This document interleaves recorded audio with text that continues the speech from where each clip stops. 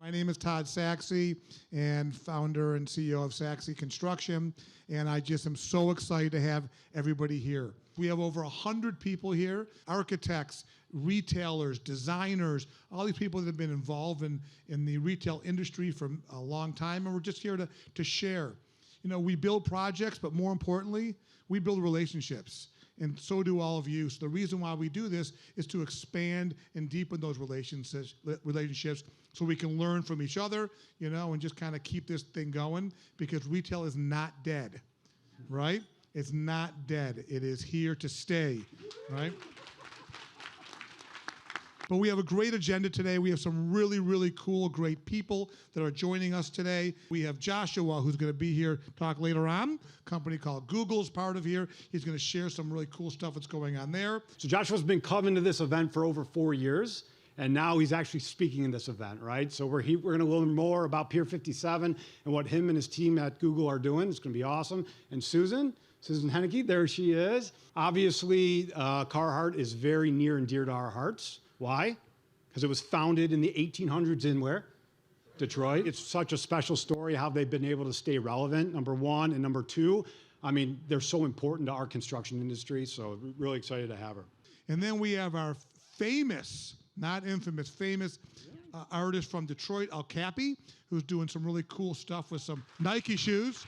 And because Nike is also one of our fabulous clients, we love to be able to honor what they do.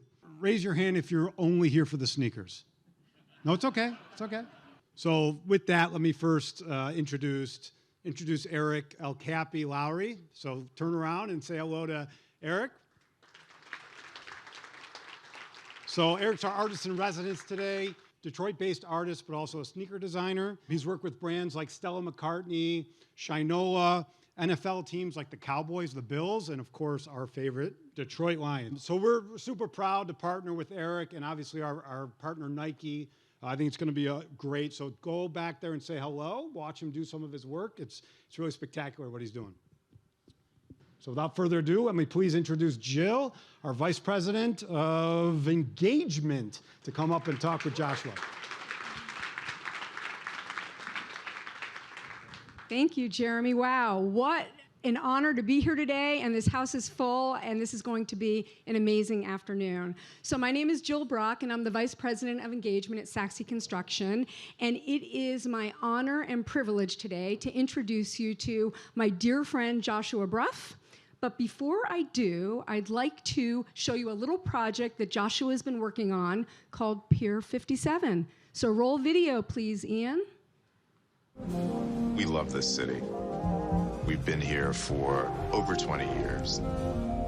We asked ourselves, how could we grow, but at the same time, make a contribution to the New York community? This was a massive effort of collaboration and partnership. There had always been a dream around the redevelopment of this magnificent, important building.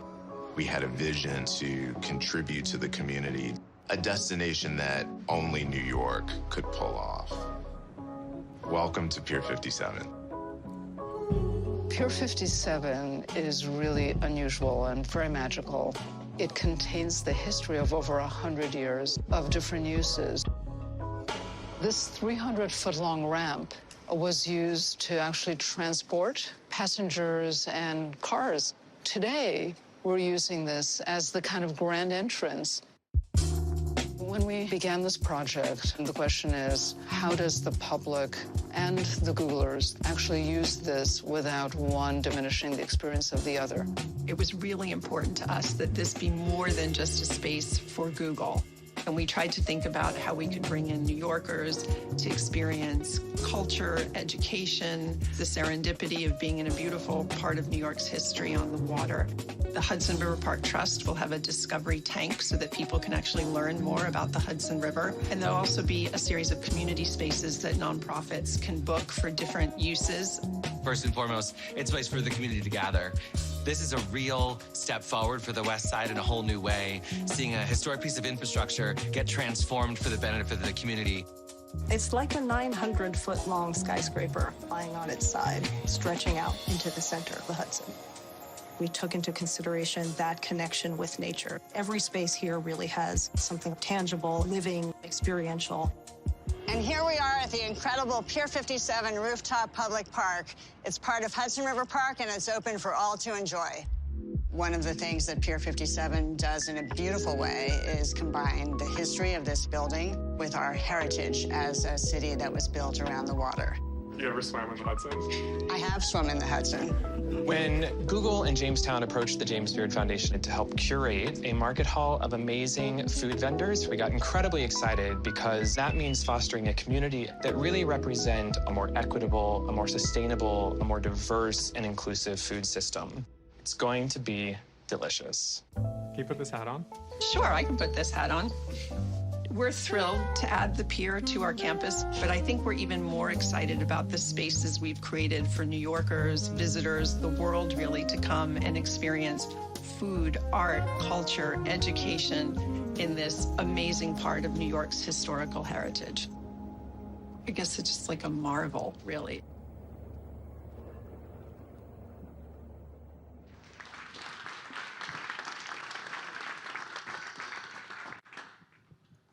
How cool is that?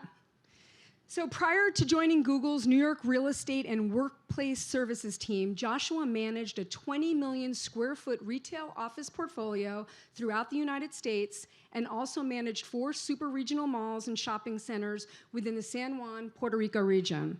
Previously, he served as vice president of property management at Raider Hill, a senior team member at Starwood Retail Partners, and a regional general manager at Site Centers. He's a member of ICSC and Urban Land Institute, and additionally, he's a mentor and alumni advisor to several young black men at Avon Old Farms, his high school alma mater, Hamilton College, ICSC, and Google's Code Next initiative. However, last and most importantly, his greatest job in the world is serving Jack and Michaela, who know him as Uncle Josh. So please welcome Joshua Bruff. So Joshua, welcome. Thank you for having me, and greetings, everybody. So let's set the stage macro. In our previous conversations leading to today, you talked a lot about moonshots. What is a moonshot? Moonshot is a fundamental term that was created by Larry Page, our founder. That was actually my mentor here, Shiwa Leong. When she invited me to join her team, she talked about, I want you to think big and think well, ahead of multiple generations. Think about your work and how it's impacting today's users, future users of the world, and then multiple generations beyond. And so Pier 57 is an example of that in terms of its architectural history. It was seen as something virtually impossible, and we've done great things to it, and we'll talk a little bit more about that. So what exactly is your role at Google manning these moonshots? So it's complicated to explain. I could talk about it for 20 from hours, but high level. So the RUS, our real estate and workplace services team, is responsible for effectively making Google Google. We're the shepherds of the culture, and my day-to-day, for example, I serve 12,000 full-time employees here.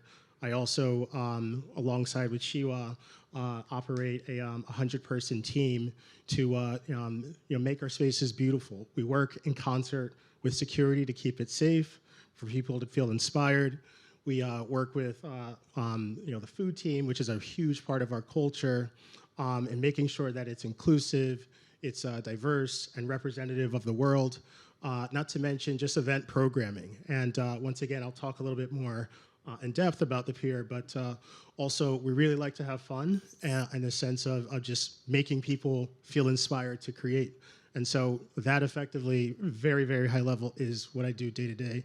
I think I'm blessed to have one of the greatest jobs in the world.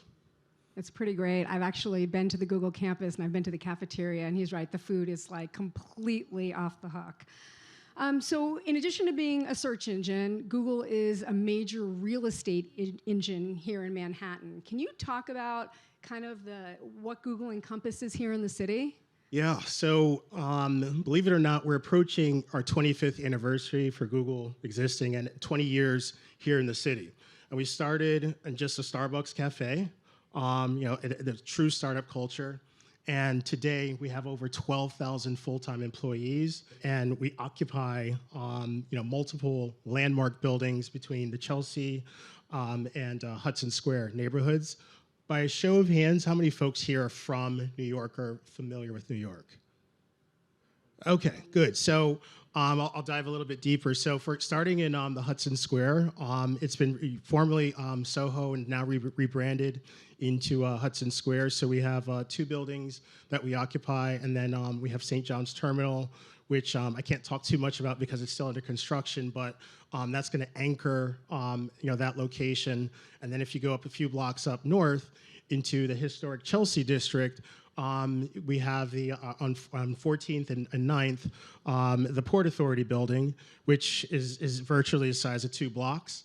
Across the street, we have Chelsea Market, which is ours. And so the first floor is operated by Jamestown, and then we occupy the balance of the building through workspace. And then across the street, one of the tiny building that I operate that hosts our Google Cloud program, and then this beautiful building, Pier 57. So Google is pretty much taking over the city. Did anyone know that Google owned Chelsea Market? Really? Wow. Okay. News to me. So let's talk a little bit about Pier 57. We have these amazing photographs behind us. Can you tell us the history, the timeline? How did Google become an anchor tenant? Yeah, so, again, as I was saying, we've been here for 20 years, starting just as a coffee, in a coffee shop. And, the pier was built in 1907, and its original intended use was to be a steamship cargo facility. And so next door, Little Island is actually where the Titanic was supposed to land. And, so 1907, that was built, and then tragically in 1947, the building burned down because it was built fully out of wood. And so the pier was reimagined, and it came back bigger, stronger than ever, and became one of the largest projects at that time in New York City. And so it was rebuilt in 1952, but this time it was built on concrete caissons. Fun fact, concrete caissons were something that the Brits used as a way to storm Normandy with the Allied forces back in World War II. And so this truly is an engineering marvel, because 90% of that pier's weight rests on these 3 concrete caissons, which were actually built 20 miles up the river, floated down Hudson River, and then now, it actually literally has probably the most expensive underwater kitchen, because it's the only pier that is underwater. So, the cruise lines eventually went out of business, and then became a bus depot for the New York Port Authority, and then that business sold, and then so in 2004 it became a national landmark because of its significance in architecture. And then there were many redevelopment ideas. Nothing landed. And given Google's footprint and Google's dedication to New York, we raised our hands and said, we'll take it. And we now are the anchor tenant of about 400,000 square feet of workspace, premier workspace. We have a beautiful community classroom, and that's effectively kind of the history of where we are today. So when I toured the building, the floating building, there was so much going on. Can you talk about the activations? Yes. So Google's primary use of this space is for a workspace. So we have 500 Google users, our global marketing program. I do have a colleague here that works here, Inshallah, and she's one of my favorite team members that is utilizing the space. And so we have, in addition to it being a full-time workplace, it also boasts, and I'll start from the top down, it boasts the largest public rooftop park in all of New York City at 80,000 square feet or 2 acres. The hours are from 6 a.m. to 1 a.m. And then we as in Google, occupy 3 of those floors. And then what makes this particular space unique to our entire global portfolio is that we have 130,000 square feet of preeminent event space. So this is now just regionally and locally. When you look at, you point your finger on New York, we're perfectly situated between our headquarters in the Bay Area to the South Americas and to Europe. And this is now where we host all of our aside from Google I/O, we host our main flagship programs there. Going down to the first level is 50,000 square feet of additional community space, and that was kind of our commitment and one of our conditions when we engaged Hudson River Park Trust, that we wanted to not only just be a business, but we wanted to be a main contributor to New York City. So we have public classrooms, we have a beautiful, highly curated food hall. We have also a Hudson River Educational Center, a public living room, and then just a beautiful ramp to run, exercise. So I saw a lot of New Yorkers here. If you haven't been there, please come and let me know. Give me your feedback. All right, let's get back to the food. The food hall. The food hall just opened, right? Yes, so food hall opened April 1st, so we have about a month and a half of use. Been getting a lot of great traction, but I would tell you that it is not your typical food hall. I know a lot are popping up throughout New York City, but what makes this one exceptionally unique is that we partnered with the James Beard Foundation because it was, again, mission-based. And like I was telling you, Google food is like a really big part of our culture where we want people, to engage and people to share life and share ideas over food. So I like to say food is a love language, and that's highly exhibited, through the types of vendors that we chose. My personal favorites of the 60, I like them all, and that waistline shows, but my personal favorites are Namwa, Beisu, Japanese fried chicken, and then Mother Shuckers. Okay, we all need to go check that out. So kind of full circle question here. Why is the Pier a love letter to New York? That's kind of been like the buzzline slogan. It's a love letter to New York. Having grown up in the Northeast, New York has undergone a lot of change, a lot of hardship, and every year New York comes back and it bounces back. And once again, what I love about the Google real estate team and its mission is that it really tries to blend in to its community. And you could go anywhere on the globe and it's going to look just like its neighbors. And when we opened, we really wanted it for folks to share that inspiration. One of the things that Shiwa and I talk about day in, day out is what kind of journey are we giving and what kind of experience are we giving people throughout every single touch point. And I know all of us here are amazing professionals. I've been here for 4 years and have met the majority of you, and you too all have the same type of responsibility in terms of creating community. From the moment that you enter that threshold, what are your customers feeling? What are you doing to make them come back? What are you doing for them to create their own inspiration and to also change and impact users beyond? And so our love letter is exhibited through our physical spaces, and we want to make sure that you leave feeling wonderful.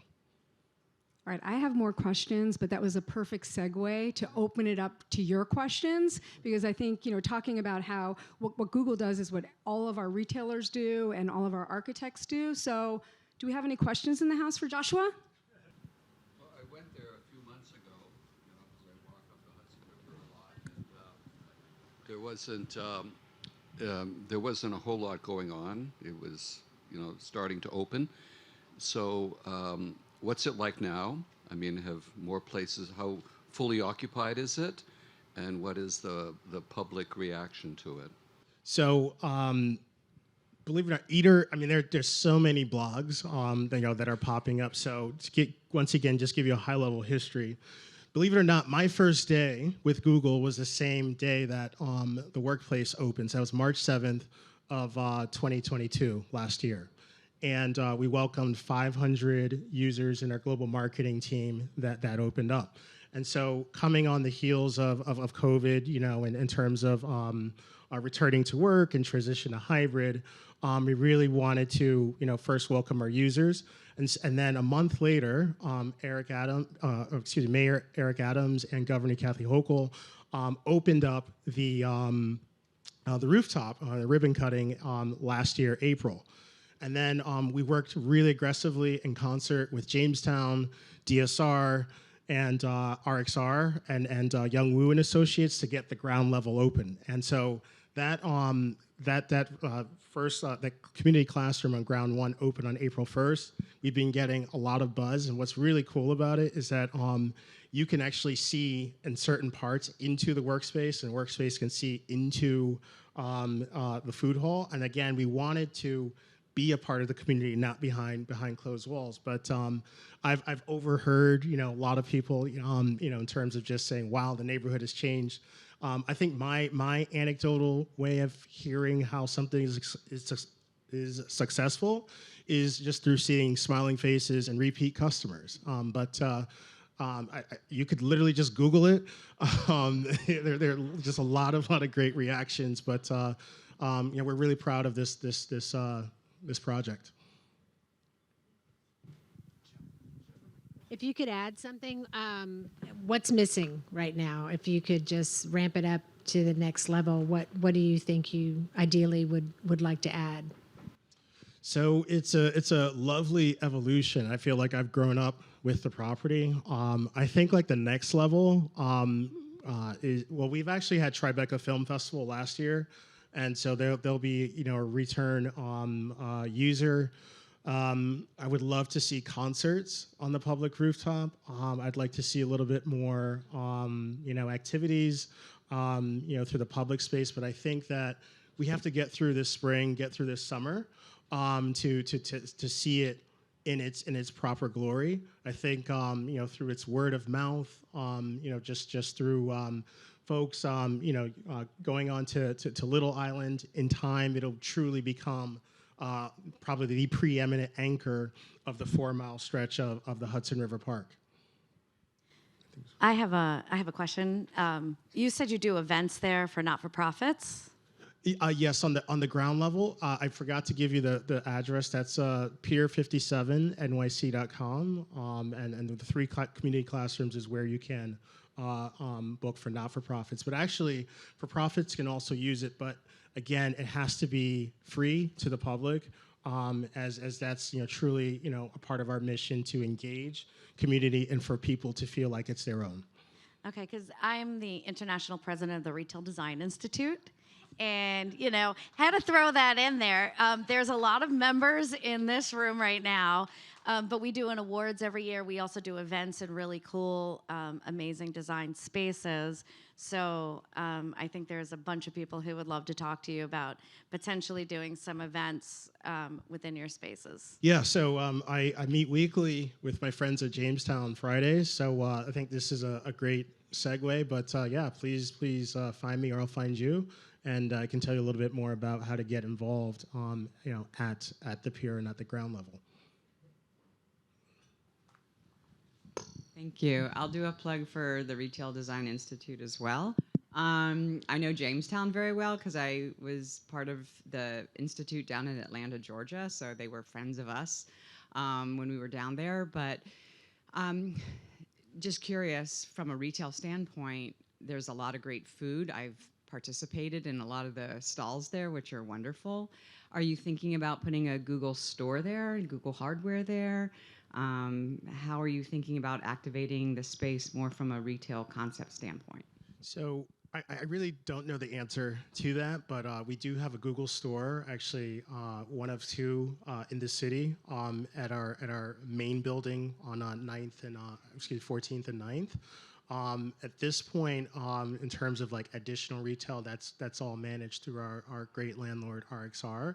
But you know, who knows? I mean, the property is changing at light speed. I mean, like Google, just because we didn't do it today doesn't mean it won't happen tomorrow. But, again, we really do want this place, to evolve and grow with the city. And actually, one of the favorite things about working in this company is that, we really build based off of user feedback. And so when I'm hearing this, through engagement, at opportunities like this, literally by going online, these are things that our user research team and our design and delivery team use in order to make it more beneficial and more impactful. It's amazing. The Sachse Retail Summit is influencing what's happening on the Google campus. That's incredible. Well, that was a perfect Q&A and a perfect way to end the Q&A. Thank you, Joshua.